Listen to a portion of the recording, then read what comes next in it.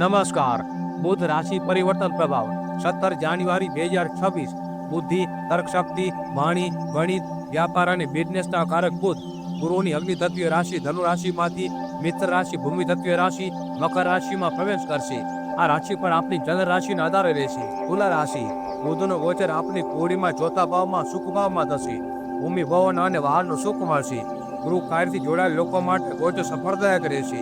સ્વાસ્થ્ય માટે કફ સંબંધી તકલીફ પરેશાન કરી શકે છે। ઉપાય માટે ઘરની ઉત્તર દિશામાં કાચના ગ્લાસ કે પાત્રમાં 2-3 ટીપા ગંગાજળ ભરીને બાકીનું શુદ્ધ જળ ભરીને રાખવું। રોજ ધૂપ અથવા દીપ બળબળ કરવું। વૃશ્ચિક રાશિ બુધ આપની કોડીમાં ત્રીજા ભાવમાં પરાક્રમ ભાવમાં ગોચર કરશે। વાણી પ્રભાવશાળી બનાવશે। લેખન, પત્રકાર અને શ્રેષ્ઠ સંબંધિત કાર્યમાં સફળતા મળશે।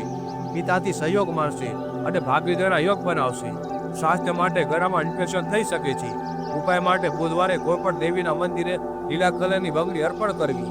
ધનુ રાશિ બુધ આપની કોડીના બીજા ભાવમાં ધન અને વાડીના ભાવમાં ગોચર કરશે। આર્થિક સ્થિતિ મજબૂત થશે। અટકેલા પૈસા પાછા મળવાના યોગ બનાવશે।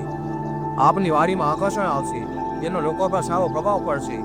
સ્વાદિષ્ટ ભોજન તરફ આકર્ષણ વધશે, જેને લીધે દાંત સંબંધી પરેશાની થઈ શકે છે। રોકી પૈસા આપતા વિદ્યાર્થીઓને સફળતા મળશે। ઉપાય માટે કેસરનું તિલક લગાવવું।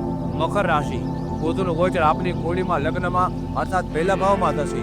આપના વ્યક્તિત્વમાં નવો નિખાર લાવશે। દાંપત્ય જીવન વધુ લાવશે।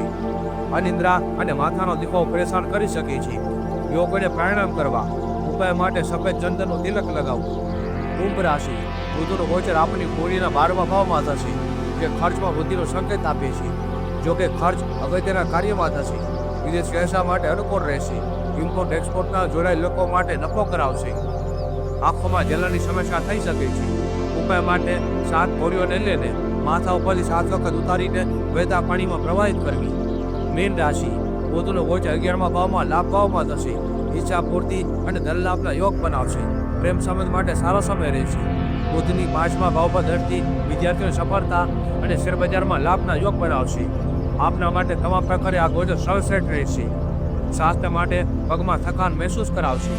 ઉપાય માટે બુધવારે ગાયને લીલું ઘાસ ખવડાવવું અને તુલસીને દીપક અર્પણ કરવું।